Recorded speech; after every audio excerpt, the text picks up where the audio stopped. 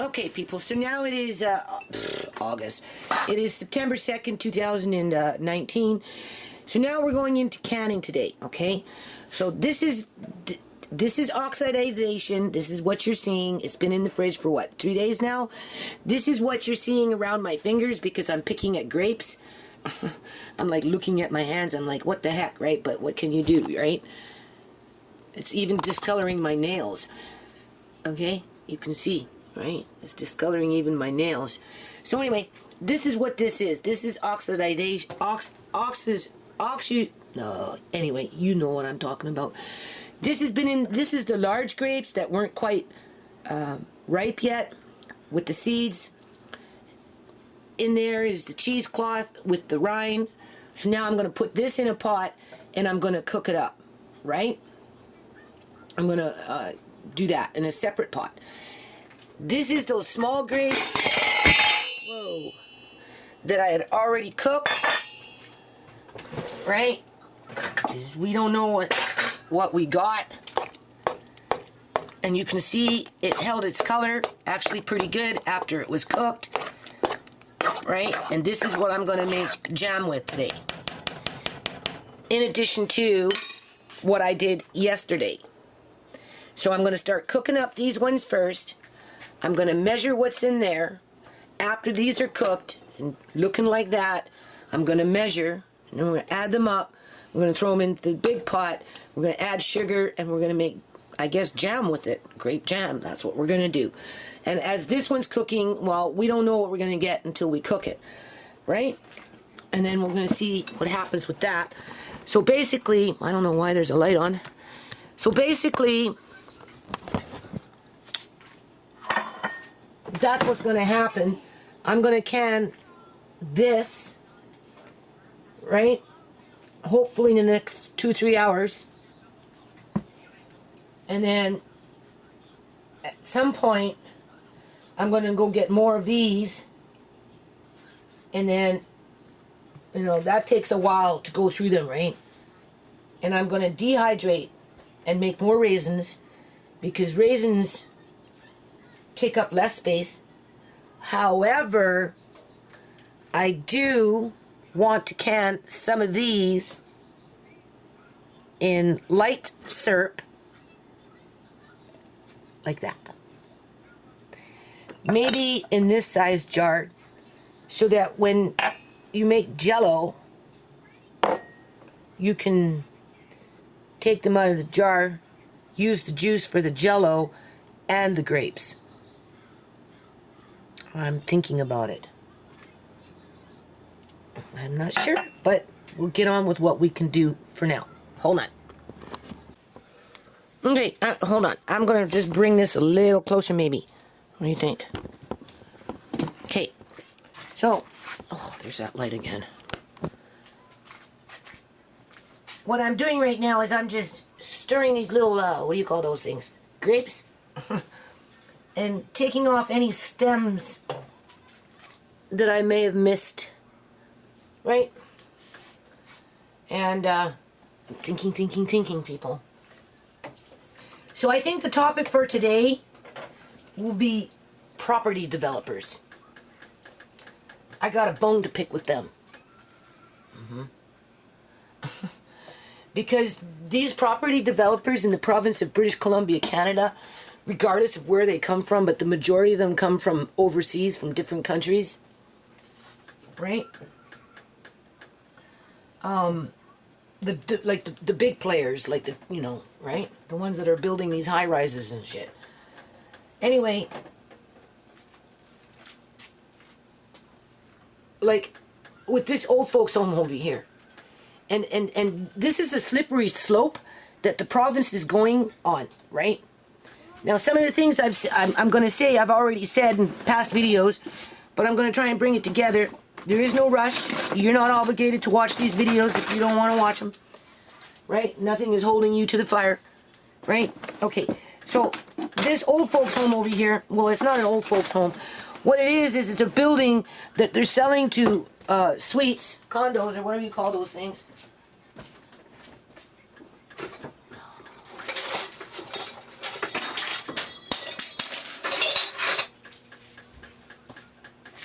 to people over the age of 55 that more than likely already sold their homes and are downsizing. And so they're buying their little condos, right? And whatever, right? I mean, they're going to be going up and down my alley here pretty soon. That property developer is somebody from China. Okay? And if you notice, they're catering to the elderly, 55 and up, right? But as they're doing that, though, people, they're also in the province under the BC Liberal government. I don't know what's going on under the NDP in regards to how they're going to be treating the elderly with their living situations as they age. But under the BC Liberal government, they wanted to privatize the healthcare aspect for the aging in terms of what would be a publicly run institution. Not that it's any better in terms of corruption, people, because the corruption is there. It's already been exposed with Uncle John, right? But once you start privatizing, where old people are having to be like looked after by a company that's doing it for profit, and this is a big problem in the United States of America, the quality of care deteriorates for the person that are, living in those situations. Because the company isn't doing it out of a duty to the citizen. They're doing it for the purpose of profit. So, this is why I'm thinking, like, you've got the companies coming in, building these condos, ripping up neighborhoods, literally, calling it development as they're ripping up neighborhoods, people. That's not development when you're ripping up a neighborhood, okay? Displacing thousands, tens of thousands of people across the province. That is not called development. That's why I want to talk about this shit today. Because these so-called property developers are not developing the province. What they're doing is they're lining their pockets, and some of them are lining them with blood money and laundered money, and they're running it through the housing market. It's already been proven. It's already been documented. The problem is that our government is not holding these people to account and charging them, either putting them in jail or sending them back to their countries from where they came from. They're not reprimanding them, okay? So, where I'm leading with this is, I had a discussion with my landlady yesterday. Everybody's in panic mode, right? Because of, Edgar falling off the grid here. Where I'm like, no, it's like Uncle John said, stick together as family, steady as you go. And that's what we're going to do at this point. Even though my family came in like this and it's like this, what's left is going to stick together as a family, and we're just going to keep moving forward. Right? And so, we were talking about rent and how I can afford it and blah, blah, blah. And I'm like, she's all worried, right? And I'm like, well, are you going to be selling your house anytime soon? Because she mentioned that this guy next door over here has a buddy who's a property developer. And this is why I'm doing this video outside of grapes, right? I had to talk about something today. So, and that developer wants to buy up the whole block so they can build whatever it is that they're building, condense it, stack and pack, so that they can get their $750,000 plus per unit versus a family home, and, settle for less. Okay? It's like that locust coming in and just eating everything up, and then devastating the landscape. And sure, they're building all these condensed stack and pack square buildings, but they're not thinking about the depletion of the oxygen level that's going to bring in a dead zone, people, into this area within the next 30 to 50 years because of lack of trees and just too many people drawing on too many resources that won't be there. So at some point, like I said, this area, maybe not now because it's just a big money grab, right? But as these buildings are aging, 40, 50 years, 30 years, it's going to start becoming new ghettos. And it's going to be a whole different batch of problems. Right? That might be worse than what we already got. Because with the world changing with this, what are they doing? You know, cloud seeding and, you know, and HARP and Project Bluebeam and all this other shit. They're destroying the biosphere, right? You know, they're going to crack the earth. They're going to do something, people. They're already doing something. The growing season this year was the worst I've ever seen it in a long time, in terms of not enough sun, too much rain, it was cold. Like, it's amazing I even got the amount of food that I did. So these property developers, they're not thinking that far ahead. They're just thinking about their bank accounts and another roll of bills that they can build their self-esteem on. Because it's beyond wealth, people, right? So my landlady is concerned about the pressure that she's getting, and she's been getting for the first 4 or 5 years of living in this house. I didn't get bothered. Nobody bothered me with nothing. And then all of a sudden, this building boom started. Even though it was talked about, it's the fact that, and this is nothing new, when people are moving in to invade and they want to take over the land and the resources, what's the first thing that they do? They get rid of the people. These people that come to this country come here to get away from that, but yet they themselves will bring that travesty, crime, corruption, dysfunction, you know, with them. Because, you know, Canada, you can make money if you have the right connections. You can make money if there's enough of you in a group that want to contribute to wealth building.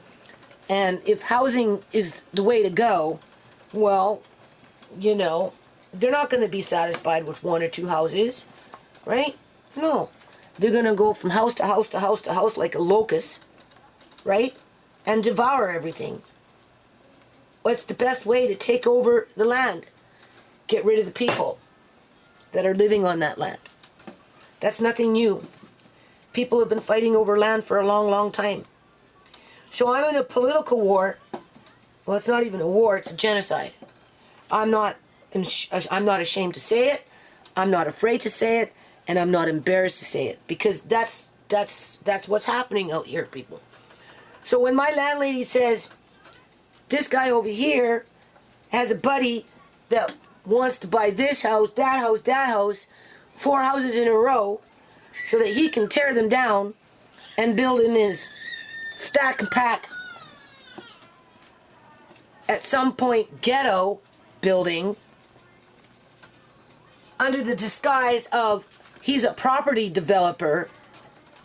Well, you're developing the next slums. That's what you're developing, right? But because everybody's so caught up with the moment, you know, with that ching ching ching ching ching ching, you know, blaming the poor for the economical crises in this province in regards to the housing market, as if I'm the one that's raising up the mortgages, as if I'm the one that's raising up the rents, as if I'm the one that's making it that where there's no housing to even be found.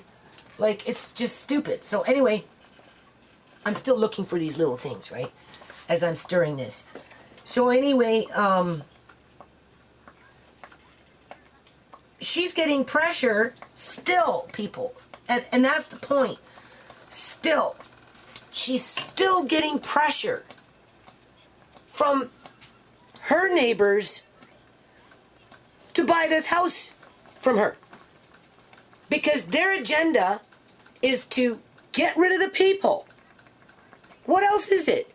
Where does this dude think I'm going to go after living here all these years just because his buddy wants to tear down the house, tear down the grapevines, tear down the plum tree, tear down the pear tree, tear down everything and force women and children, vulnerable women and children, and if Uncle John would have been at home, the elderly, okay, out into a housing market where there is absolutely nothing you can afford, nowhere you can't even find the fucking houses half the time.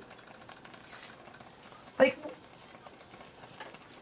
but because they got money, they can go to city council and wheel and deal with their, I don't know, 5 million, 10 million fucking deal, or whatever it is, however these guys do it. It's just... So I'm not out of the woods yet, people.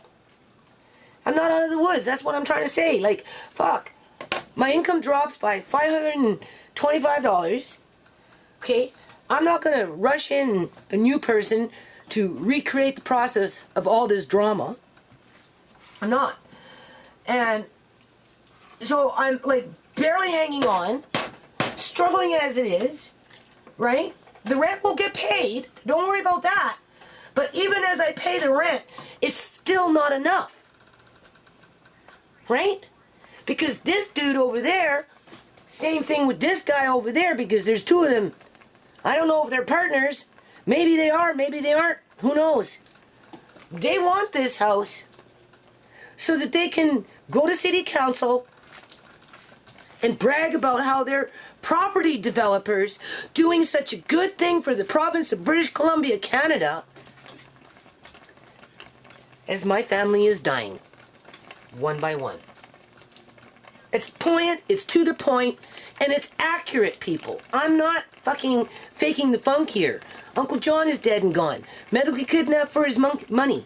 Shimei, murdered, right? For money, and for control, and for just her organs, right? And nobody's doing shit about it, right? Because that's one less that they have to kick off the grid. When somebody wants the land, what's the first thing that they do? They get rid of the people. They injure and maim and harm, and they get rid of the people. And you have to remember, a lot of these people that come from India, China, Philippines, all these places, look at the way they treat their own poor people. There's something like 20 million homeless children in India. That's not including the adults, people. So if they got 20 million homeless children in India and they're coming over here, do you honestly think they care if your children become homeless? No, they don't. Same thing with the Chinese. Up and down that street with that one realtor. Like, seriously, the government should be investigating that shit. Because they spread greed. And they spread, fucking crime. It's just crime on a different level. That's all it is, people. So, just as I'm, like, trying to cope with this rent situation, my landlady is telling me she's still getting pressure from this dude next door. So I'm not safe here, people, because these fucking property developers are eyeballing this house, trying to get rid of me by any means necessary, right? They're not going to stand up for Uncle John, even though they themselves could be an Uncle John one day, right? They're not going to stand up for Shimei because they don't think their kids are going to get hot capped, because they're better than everybody else. They live in better houses. They drive better cars. You know, they eat better fucking food. You know, they have better clothes. Whatever it is, they don't think it's going to happen to them. And so therefore, why should they care if it happened to Shemaine? Because it's just one less to have to deal with when you're trying to take the land. So now I'm battling property developers trying to take the land away from my landlady. She's like 74, 75 years old. Her husband, he had heart surgery. He needs to go for another one. His doctor tells him, don't stress, don't stress. If you don't stress too much, maybe you might live for another 10 years. He's okay with that, right? She obviously worries, but you know, her granddaughter came with her yesterday. And I was telling her granddaughter, I said, you know, your grandma's like very brave. She climbs up on the plum tree when the plums are producing.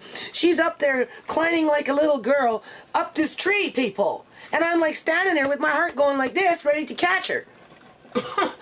I told this to the granddaughter yesterday. I told her, I said, you know, you need to be proud of your grandma, right? She hard worker. When a woman does that at her age, that means she was a hard worker her whole life.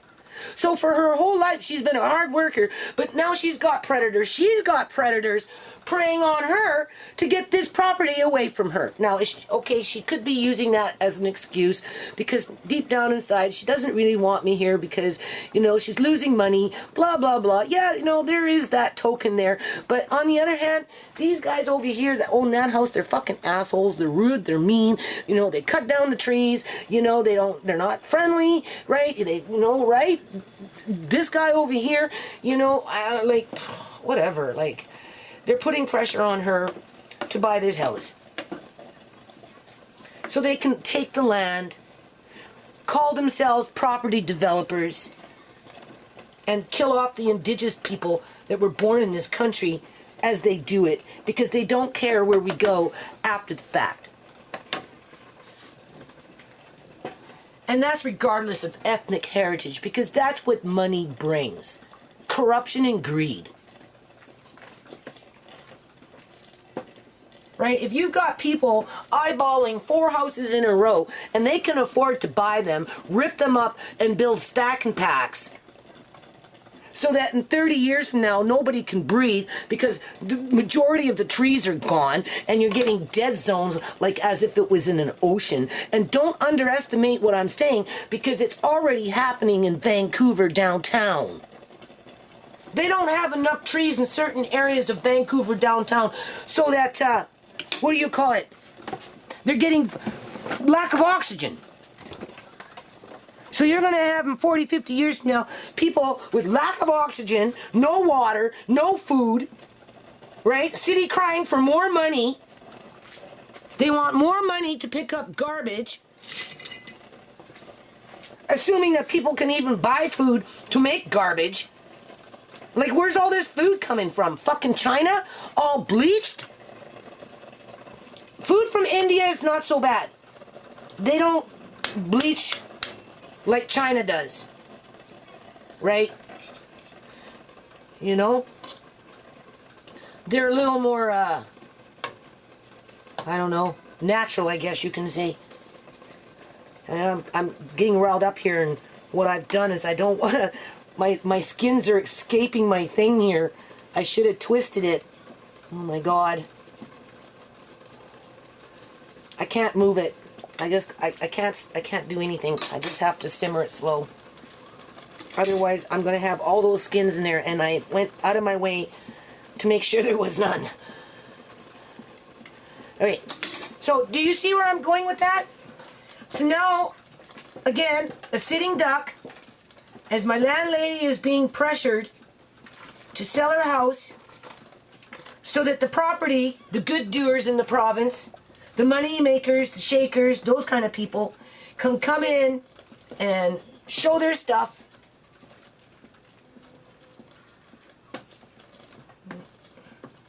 You get it. You get what I'm saying. I mean, it's bad enough that I don't even know where I'm going right now, people. And after I leave this house, I don't know where I'm going to go after I leave this house.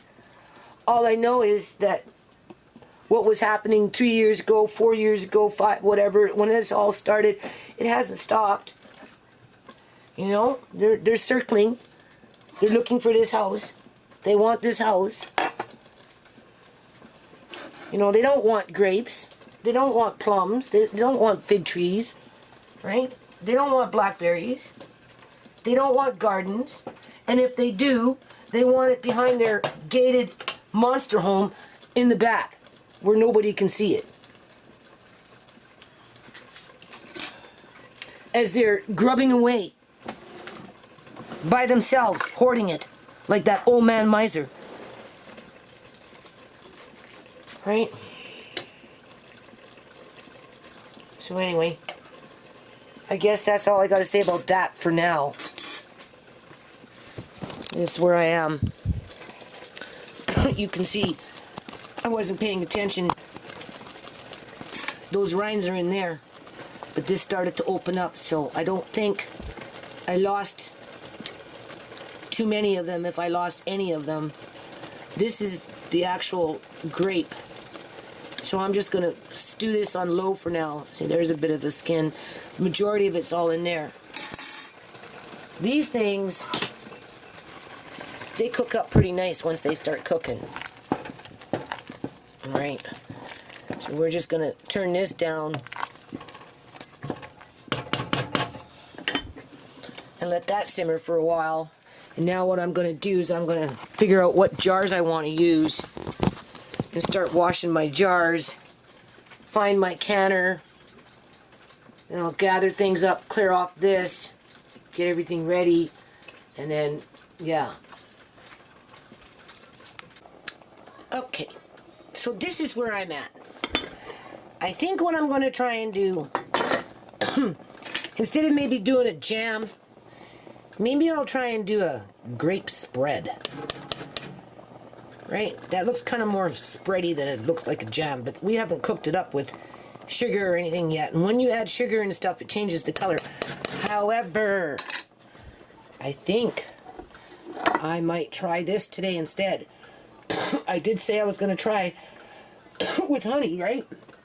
Well, here's a jar. So,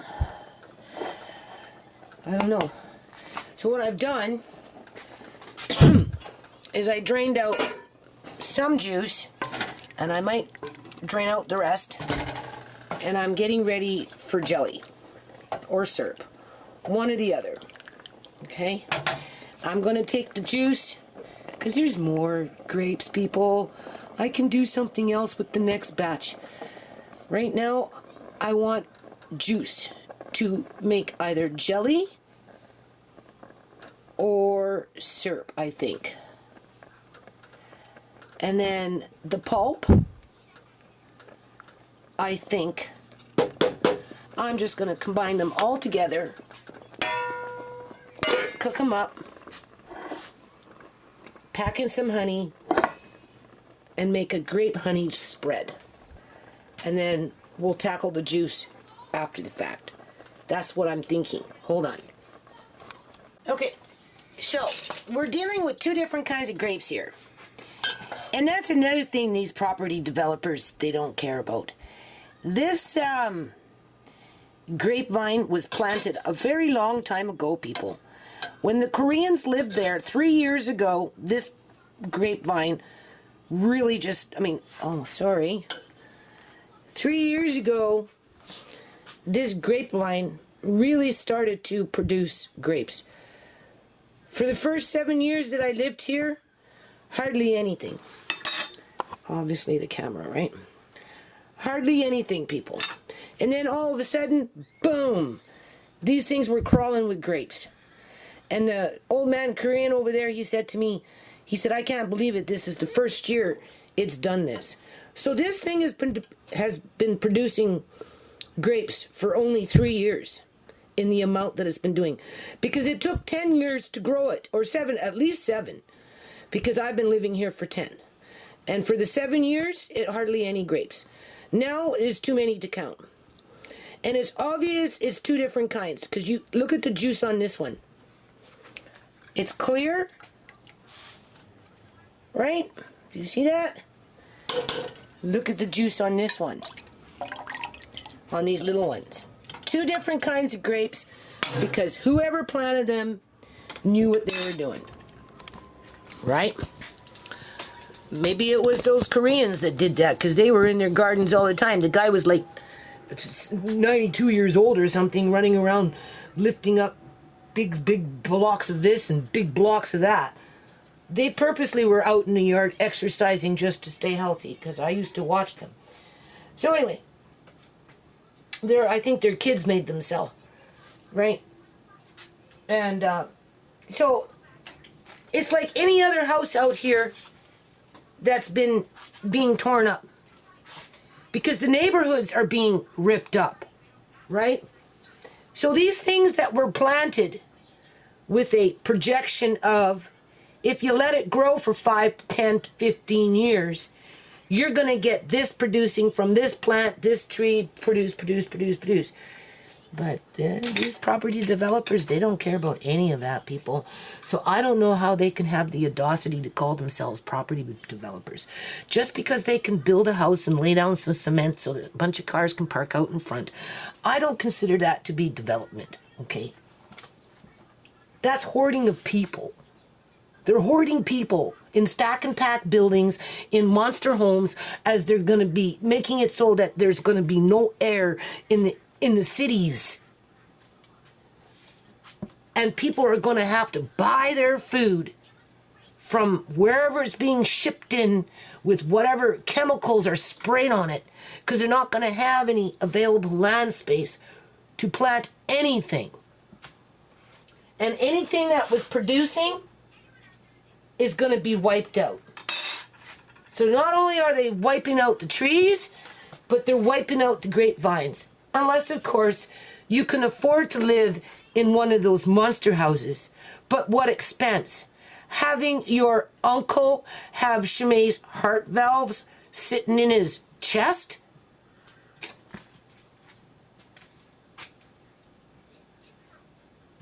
Right? Okay, so I just want to show you, I took out most of the juice. There is 11 cups of juice in there. The majority of it from the sweet little grapes. The sour ones that aren't ready, it was a little sour. The juice from these ones is sweeter. Anyway, I just combined them together. And then what little pulp that was left over, I threw it in there. That's why it got a little darker. You can see that. So now, and I left a little bit of juice, you can see. Right? Because we're adding honey this time into it. And honey is kind of like a liquid, right? So, technically, I should probably juice off another 1 cup and make it 12 cups of juice. Because once I add in the honey, this is going to get more runny, right? So, maybe I'll do that. I'll take out another cup of juice, add it in there, so that'll be 12 cups of juice, and then we're going to work with these two. I'm going to put it in there, and then we're going to add honey into this. Hold on. So yeah, you've got Chinese immigrant nurses coming into the healthcare system, right, that participate in medical kidnappings of the elderly, because senior union staff within the public union sector, which are employed by the government, are taking advantage of their positions and are singling out and targeting certain elderly people who cannot defend themselves and are proceeding to take away their assets, whether they're homes, stocks, bonds, gold, cash, pension plans, doesn't matter. The point is they're being illegally detained, and some of these Chinese nurses that are coming into this province are participating in that process because it happened to Uncle John, people. As these property developers from China are building these so-called retirement condos, which are the equivalent of the next generation of slums in Surrey, right, in the next 40 to 50 years, as those buildings fill up with cockroaches, bed bugs, and mice, because that's what happens to those kind of buildings over a period of time. And nobody can breathe because there's no trees, right? Nothing to eat. You can't even catch the wildlife to eat because that was killed off a long time ago. Well, this dude over here, I mean, how do we know that that property developer that's approaching him to bug my landlady to buy this house isn't bugging him, putting pressure on him? Right? Maybe that guy just, you know, he's got those young men in there from India going to school, doing whatever. You know, they don't want to lose their home. Well, I don't know. Maybe they don't mind living in a monster home. So, you know, they'll just move along to the next location. But as it is, that house, they're already overcharging. So those students that are coming in from India, moving into that house, just with the way the economy is, because $7 billion was funneled through the housing market relating from illegal sales of fentanyl and heroin and all. Well, that's just fentanyl. That had nothing to do with fucking heroin, right? I mean, like, they're being overcharged. Those young men over there, whole group of them, they're all being overcharged in rent. Unless, of course, that landlord is stacking and packing, you know, 15 guys in there to meet his mortgage of $3,000, $2,800 or whatever, right? Because he wanted, when it was a shack, he was charging those people $2,800 a month for that place with major plumbing problems. And it was 2 bedrooms up and 2 bedrooms down. It was nothing fancy. So with new tenants, he probably raised the rent. And because they're like students from a different country, they're not going to argue because they're going to be happy just to have a place to lay down their head, right? But maybe it's the developer that's bugging that dude. So, you know, the rabbit hole goes deep, right? Because I don't want to just necessarily say, oh, it's that guy over there, or, well, this guy over here, he's definitely an asshole. That owner of that house, as soon as he bought that house, I don't know. I don't know where he came from. I don't know. But he's miserable. He's not an old man miser, right? Cutting down all the trees and shit, right? And, but this guy over here, he's a little more copacetic. But, you know, maybe he's just getting pressure from his buddies. You know, he goes to church and, you know, and here comes his buddy. Hey, did you get the house next door yet? Right? You know, I'll swing you a bit of cash if you get me the house. Come on, you know, how long have we known each other for? You know, people muscling him. Maybe, because that's what they're trying to do with my landlady. You know, they're muscling her, right? Come on, sell. We want to build.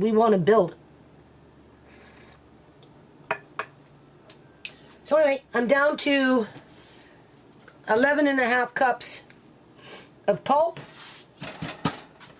and 11 cups of juice.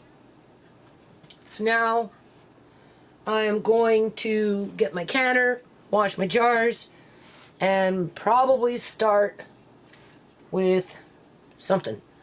Probably the pulp. But I gotta look online first. I'm not using no cookbooks this year. I don't want to dig with books. So I'm gonna look online first to see how much of this I need to use. I think it's a half a cup less. If you were using sugar, I think it's a half a cup less, as if it was the equivalent of the sugar. I almost kind of want to put sugar, a little bit of sugar in with this, and then honey. More honey, less sugar, but I'm kind of wanting to put some sugar in there. So I think what I'm going to do is I'm going to get a little bowl or something, scoop some in, take some honey, mix it up, and taste it. It should be okay, right? I don't know. Hold on. Okay, so now I have to work fast because I brought up the grapes from the freezer downstairs, and I'm going to start bagging them now. All right, and then I'm going to run down there and put them back down there. Probably be better just to empty them into a big bowl versus trying to do it this way. I don't know. So like I said, I'm not dealing with my cookbooks this year, right? So I'm looking online to make grape jam, grape jelly, and grape syrup. Everything I'm seeing I don't like, right? One thing I noticed though, honey, technically, you're not supposed to cook with. Kind of destroys, well, you're not really supposed to cook with things. If you want to keep every single nutrient intact, but in the real world, it doesn't work like that. So, saying I need to use pectin and all this crap. Thing about that though is if you cook it a little longer, eventually, if there's enough sugar in there, it's gonna thicken up, right? So I'm gonna put together my own little thing here, I think, right? So, but before I do that, I want to get on with this because the next batch of grapes that I pick, I'm gonna dehydrate them and fill up these trays for raisins, right? See if we can get a jar of raisins going, right? And then,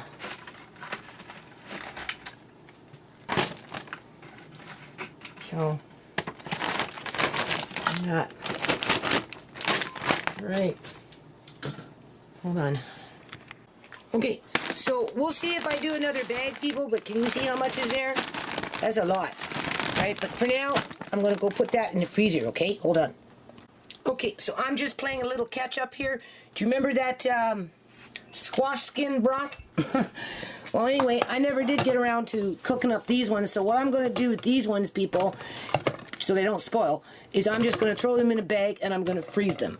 And then when I get into my other squash, depending on what I'm going to do, right, we'll just use that another day.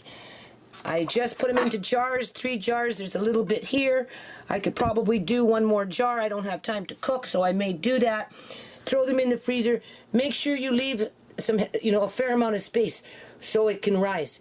Mason jars can usually handle freezing pretty good. Once in a blue moon, a jar will crack. It is what it is.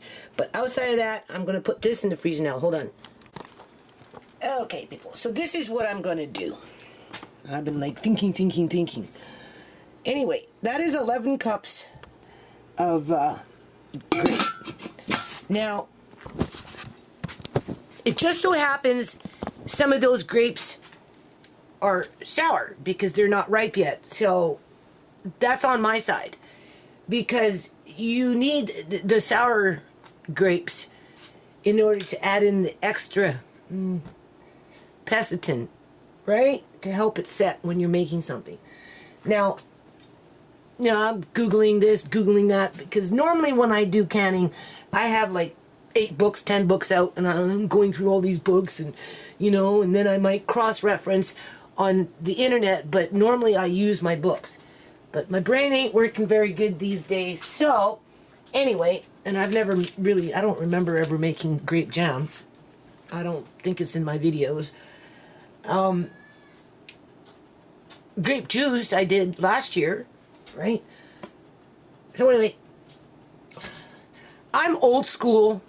When my mother used to make jam, she never used this stuff. She just boiled it. And you keep stirring. You boil for at least 15 minutes. Right? Pretty much on a high boil. You just stand there. Before you're done, it's spitting all over the place. Right? Because if you don't keep stirring, you're going to get these huge big bubbles that are going to burst and fly out and burn your skin. So you kind of have to just keep stirring as it's boiling, right? Boiling. You're going on to 15 minutes or so, and by that time, it's going to be splatting on your floor, splatting on your stove, splatting over there. It might catch you in the face, right? Then you know that you're getting pretty much done to the point where the jam is going to set without this. This is something that I don't even know how old it is. Like, it's quite a few years old. Now, I could use this, but I've decided not to. It actually gelled itself in there. I've loosened it, but I'm just going to go with the old school method. And some people say add lemon juice, some people say no. So I've decided to use lemon juice. So I'm going to add in a half a cup, a quarter and a quarter, right? Because I've got 11 cups. Hold on. I've got 11 cups pulp.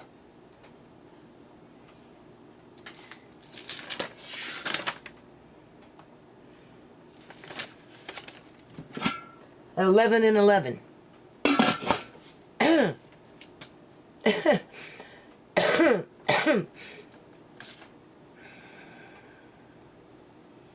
So what I'm going to do is 5 cups pulp to 6 cups sugar, and being that there's 11 cups of pulp in there, right, we want 12 cups at least of sugar, right? Because that 1 cup over and above isn't going to really matter very much outside. If you really wanted to, you could put in, you know, another tablespoon or so, or a 1/4 cup in there. It's not gonna break the bank. So we're gonna do 11 cups pulp, 12 cups sugar, a 1/2 cup lemon. Some recipes say you need the lemon, some recipes say you don't, because, you know, it's the grapes and with the pH or whatever, right? So for this instant, I'm just going to add in the 1/2 cup of lemon juice. I already said I was going to put lemon in it, so no big surprises there. In terms of substituting the sugar with the honey, I could go, people, a 1/2 cup and a 1/2 cup. So for every 1/2 cup of sugar, you know, I could top it off with a 1/2 cup of honey, right? But technically, you're not supposed to heat honey. So, I don't know. I don't know if heating this, cooking it, boiling the shit out of it is going to serve its purpose versus maybe leaving it in its jar. And then, for example, I could show you right here, right? Let me get a plate.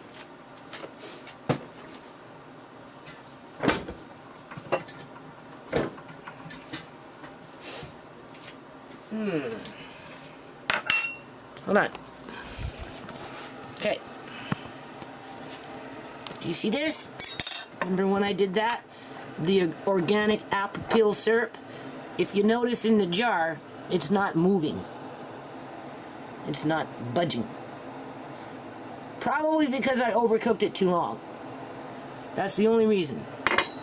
You want to bring it up for jelly and syrup, and that type, well, jelly anyway is 220.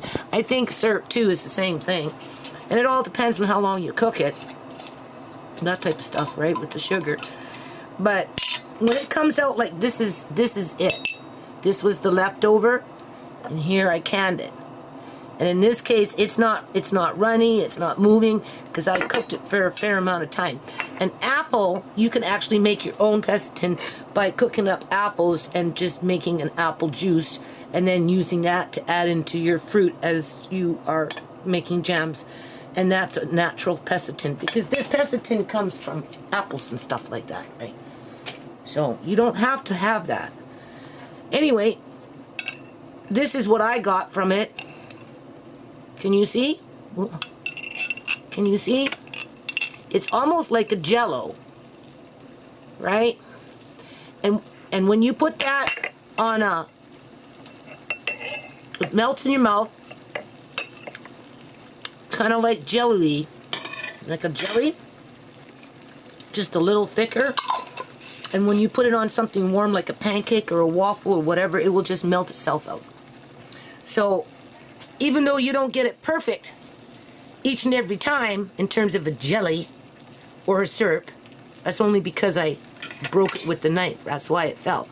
Other than that, it would just stay like that until it warmed up.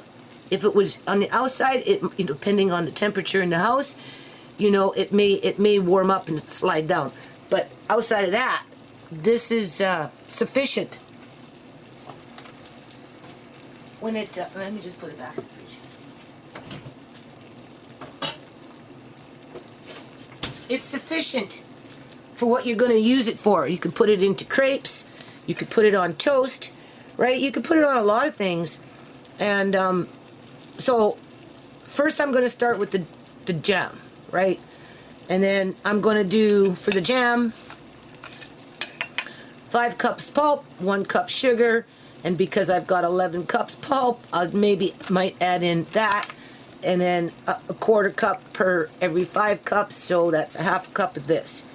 And then I'm just going to stir, stir, stir, boil, boil, boil, and then eventually, you know, you take your spoon, you know, and you see how it's going to start thickening, right? You leave it out. Some people put it in the fridge. I just leave it out, and I just run my finger through it, right? Like, I'm not looking for perfection. And then the juice, I'm going to probably do something like this, whether it turns out to be syrup or whether it turns out to be, what is it called?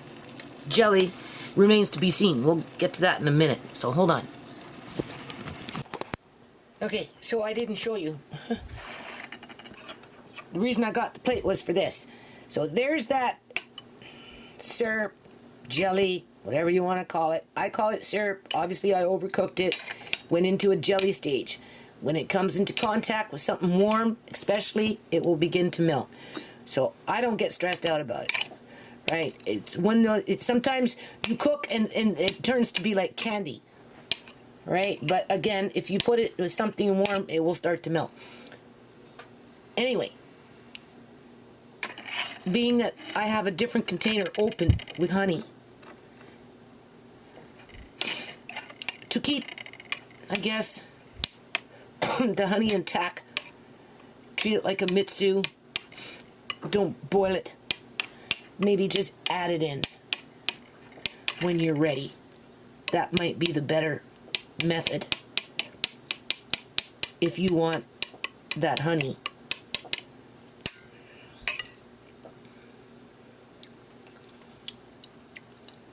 Which is, the honey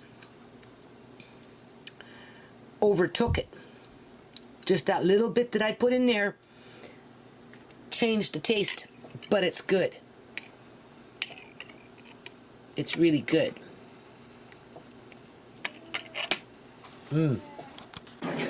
Okay, so far I've got 10 cups of sugar in here, and I'm like, is it a lot of sugar? Right? And then I'm thinking, right? And it's like, well, they tell you don't double batch it, but I don't got time to be making little batches, so I tend to double batch mine, and I don't have to have it on a full boil for 15 minutes non-stop, right? I can simply just turn down the heat and just keep it on a low boil, right? Continue to stir it, and it's going to thicken up that way, right? Grapes tend to have a fair amount of pectin, from what I read. So I put that in there. I haven't put the lemon in yet. I'm debating whether I should put the lemon in after it starts boiling or before. Does it really matter? I don't know. Right? And then what the sugar does, I'm going to show you the color right now. Sugar always makes it look beautiful. When it heats up and it starts to boil, you can see the color green is already starting to come out. Just with the 10 cups of sugar that I put in with the heat coming now. And as this cooks, the color is going to change. Alright? I'm not sure exactly what it's going to look like, but it will definitely change. If you used honey, apparently honey will make it go dark, because that's what honey does. But I just showed you maybe what's the better way of using honey, right? You can mix the two, and then this way you're not losing any nutrients from the honey. And honey is self-preserving, so, right? It's like sugar. So anyway, so that's what I'm doing now. Boiling my jars. So this is the first batch, and then after that I'm going to do the jelly, whatever, right? And then pick some more grapes, and I'm going to just dehydrate them. Just a little easier, right? For now. Okay, something you don't think about until you see it. You see that? There's a couple of little grapes that didn't gets squished. So anyway, I'm just going to put it back in there because next time I do this, if I do it again, right, depends, I'm going to make sure that there's a few of those in there. I kind of like that. I wanted to eat it, but I thought, nah, that's okay. Right? But I bet you it was pretty tasty. So anyway, I turned up the heat. My jars are ready. Now I'm going to bring it to a boil. And then what's going to happen is, as it comes more to a boil, it's going to start rising. So I like this pot because it can rise. And if need be, you turn down the heat, or you immediately take it off the stove, like off the burner. Just move it off the burner, and the bubbles will boil down, right?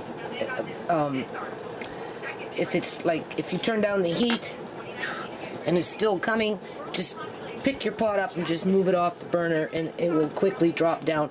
And then start over cooking and burn off those bubbles. When the bubbles are burned off, well, boiled off, not burned off, but boiled off. When the bubbles are boiled off and the color turns richer in terms of, I don't know, sharpness, because this will get more green, and the only reason it's that color is because I use those grapes with the seeds that give off, they oxidize, right?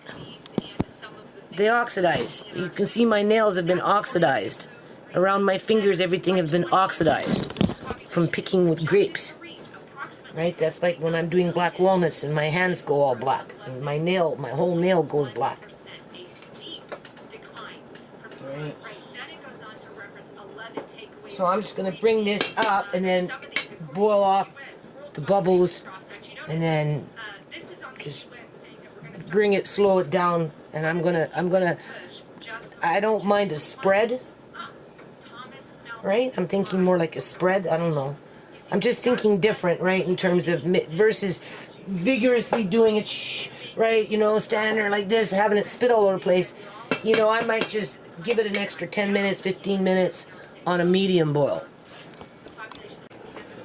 Okay, so you can see the bubbles are now coming. So I added in that half a cup of lemon, and I tasted it, and it's sweet and sour. In terms of the lemon, I think it added a good touch to it, and it's actually quite good. So the next time I do this, if I do it, we'll just have to wait and see, right, what I'm going to do. I would like to have some of these other little grapes, the smaller ones, maybe in a separate pot, already cooked, right? So that when you're done doing whatever it is that you're doing, you can just throw them in after it's done, before you jar it. Because when you go like this, see, there's one. When you go like this, you're gonna stir, that may bust up. Where, you know, you might want a cup in there of just those. So you would cook your jam, and then, or whatever, and then after it's done, then you take that cup and you just throw them in there and mix, you know, just stir it around gently, and then just pour it into your jars, and then you're gonna have those in this. That's when they start getting, you start burning yourself. Hold on. Okay, so what I'm finding is this one's, I can use this kind of a spoon so that you can scrape the bottom of it as you go along. And as it heats, it's going to start blurping, right? Some things cook better than others. But I'm finding that grape is sticking to the bottom of the pot here. So I'm just going to have to keep doing this. I've got it between 8 and 9 right now on the gauge. If you see these little things, scoop them out. Alright. So You see the bubbles? Those will eventually burn off. When you use those packaged pectins and all that other stuff, your what do you call it? They ask you to scoop them off.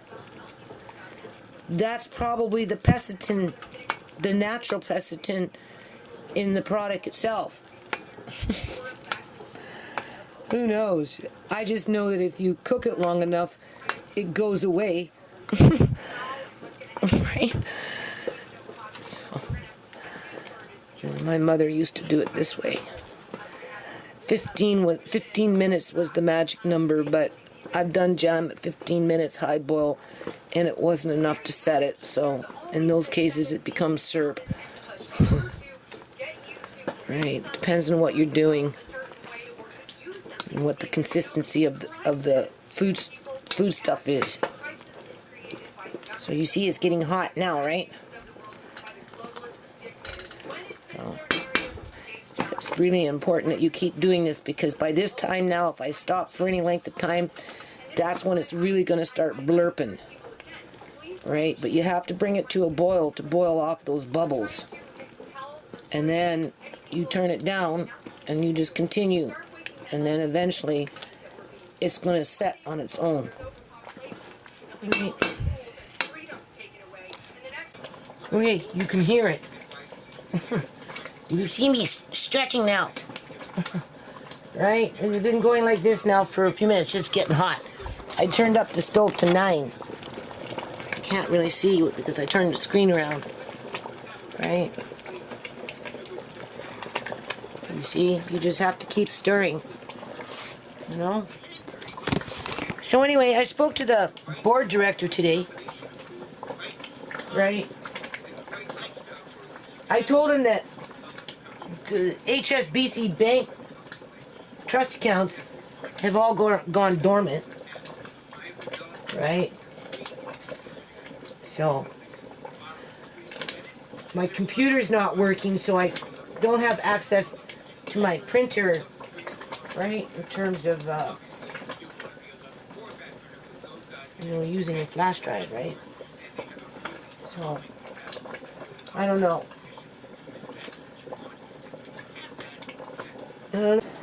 Okay, so I'm going to upload this after these grape jams are out of the canner. I still have the juice to do, but I'm going to do it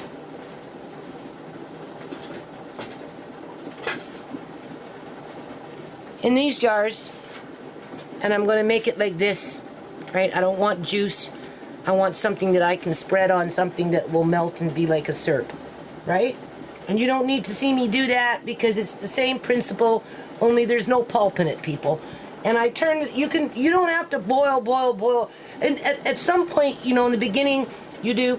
There wasn't a lot of foam with this because it had boiled off when I was cooking them, right?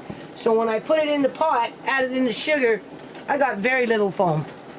And then, I don't know, I boiled it on boil for maybe like 10 minutes, something like that.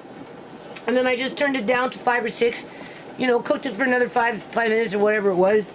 And then I brought it right down to 4 because my camera blinked out on me, so I had to go clear, to upload it, and then I had to clear it all out so I can come back and continue.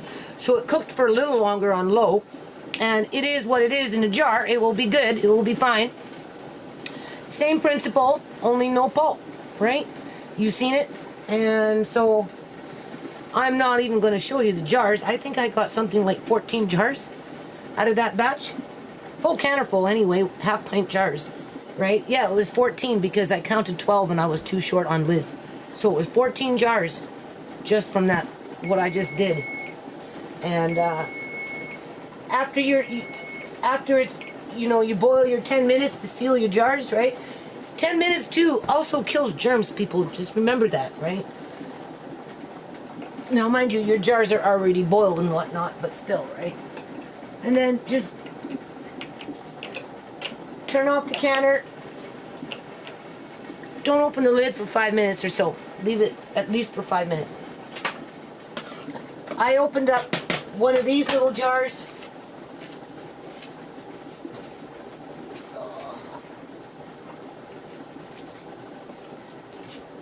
for Amari. That's what he's got right here. I put a little bit of that vegetable broth in there with those carrots. You can see a little bit of avocado oil, a new potato, a small one, and some rice. And there's chicken, but it has beef broth with the beef marrow. And I'm just gonna cook it for a little while longer, and then I'm gonna add some butter in there. I don't know if he'll eat it all. He might not. But I just wanted to show you that. Anyway, there they are. That's 14 jars at a half pint, right, of delicious grape spread or jam. Now I'm going to get into the syrup.